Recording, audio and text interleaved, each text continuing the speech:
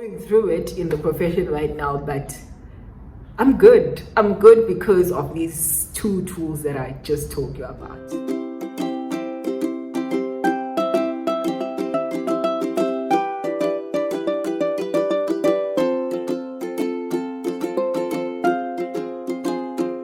Hello guys, welcome back to my channel and welcome to today's video. As you can see from the title of this video, today I'm talking about mental health and the legal profession. Let's get to it.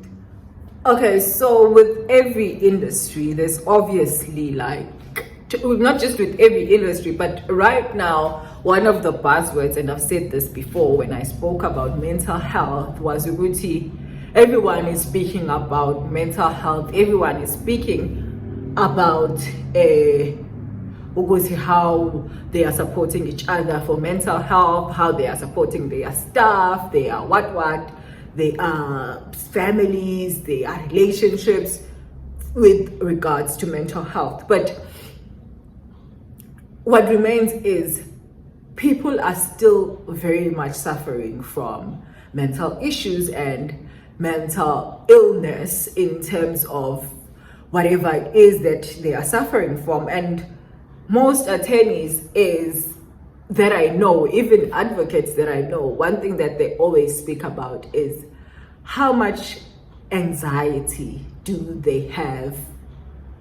You can have an attorney or an advocate that has stood before court so many times, 100 times, but they'll still get anxiety for being in front of the court simply because, again, you are holding people's lives with the things that you are going to say into court, the things that you are going to bring to the attention of court. And should you say the wrong thing, should you say something that doesn't work in the favor of your client, things go south and you are going to feel the anxiety around that. It doesn't matter how much you've prepared, but you are going to get that. And people suffer from that, and including myself. Even if I'm giving you advice, like as an advisor, if I give you advice and I'm like, hey, if this person does what I just said, because people take your opinions very seriously as an attorney. Always say that, before you pen down anything about issues, be sure that you have your facts in order, you have your whatever it is in order, because people take the ideas that you have very seriously. So those are things that come with it, and the anxiety around getting things right is really one big challenge that most people in the legal profession get. And then it's the paranoia of how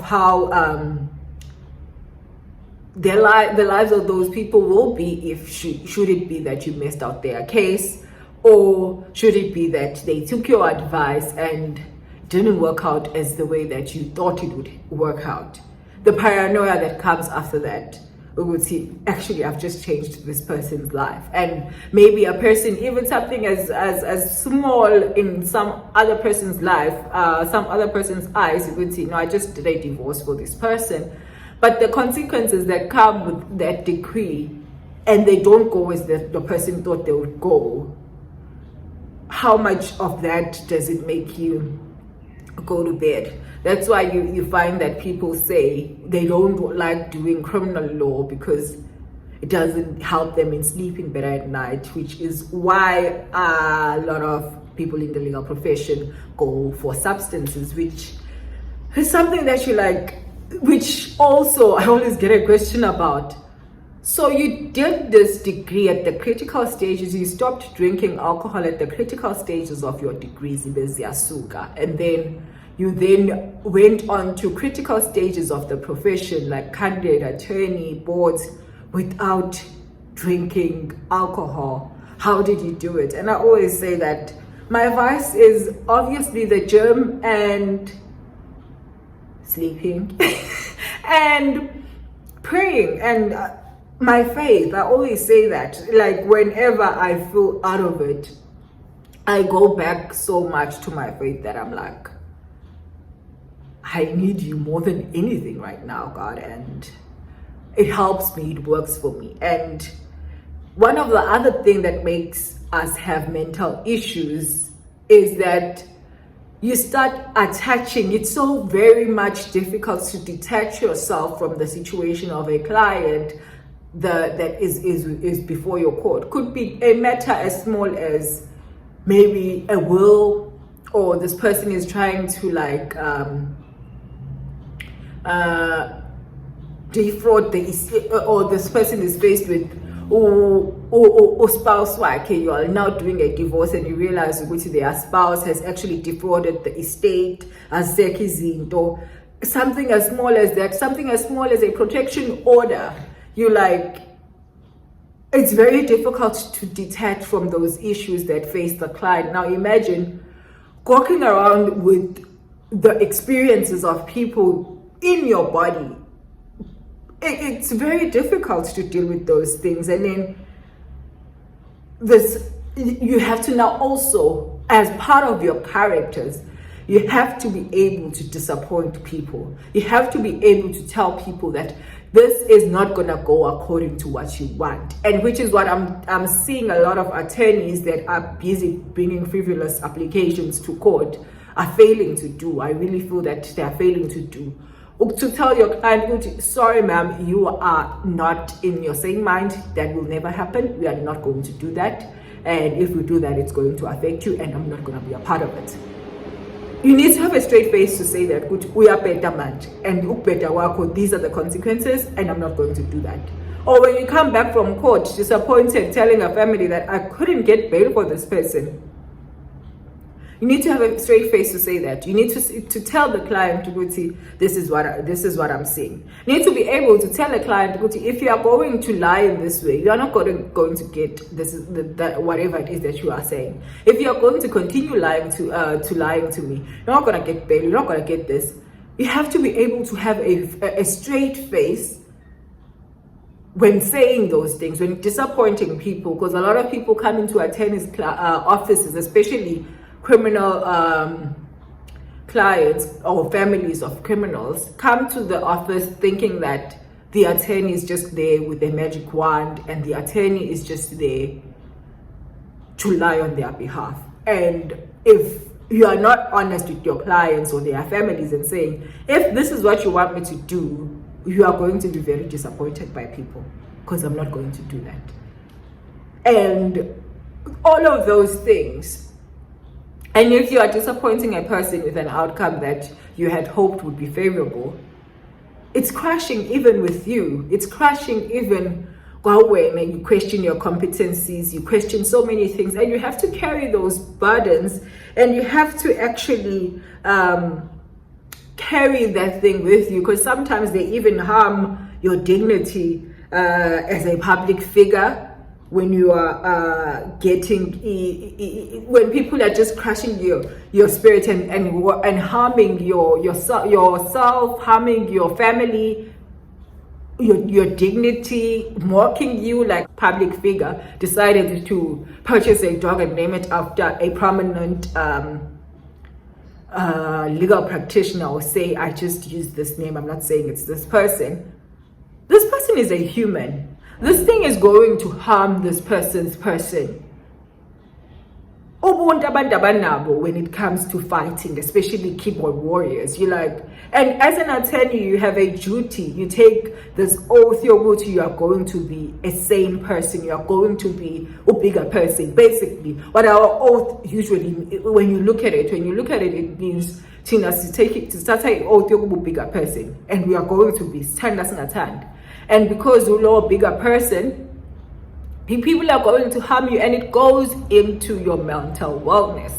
It goes there and it hits there. And that's why many practitioners don't go on are not on social media, or they're not putting it out on their socials. This is what I do as a profile. Okay, I'm this, because people start attacking, and when they attack, people can go for anything, and it's quite sad. How then am I addressing the issues of mental wellness? As I've said, one thing that I do is my faith, and I always recommend you have to believe in something higher than yourself. You have to actually believe in something that's higher than yourself. And Mina, it's my faith as a Christian, as a Catholic Christian, I have something that I believe in that's higher than me, and it helps me to be sane in this profession. It helps me to say, when you feel that I'm incompetent as a client who doesn't even know law, but I can't now come back and stoop to your level. What I will say is, as you say, Mina, I believe who I am. I believe in the degrees that I've done, and if it means now I'm even doubting the qualifications, I go back to my faith and go back to believing and accepting what the Bible says about me. And it's very important to do things like that for yourself. I also understand, Guti, people act the way that they do most of the time because they are hurt. And my purpose, Mina, is to try and find justice, whichever way that it is, or also even make legal advice accessible to everyone.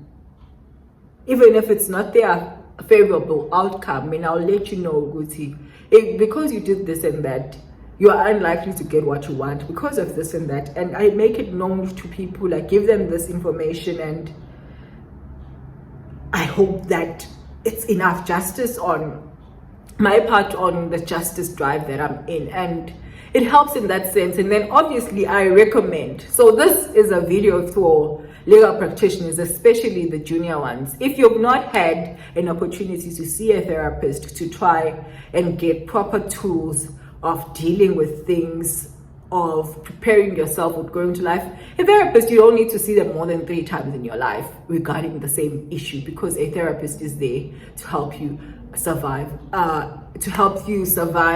every other area of your life. And if you find a therapist, make sure that you find somebody who's going to be assisting you with tools that are going to help you with everything that you are now going to deal with further. Only go there if you want to debrief something, if you don't have programs like that, maybe at your workplace or wherever that you are. But you don't have to go to a therapist for the rest of your life just to survive a day's work. Anyways, highly recommend that you, one, believe in something higher than yourself. And you don't have to be a Christian, I always say that, but you have to believe that there is someone that's higher than you, that has authority for everything, and who you believe can help you in any way that you want help in. So whatever it is that you believe in, and always, if you see it necessary, always go and seek a therapist's help, therapist's advice. You would be fine. And I hope you guys enjoyed this week and have a blessed week. I will see you on my next video. And yeah, I am going through it in the profession right now, but I'm good because of these 2 tools that I just told you about. With that said, thank you for watching. I will see you next time.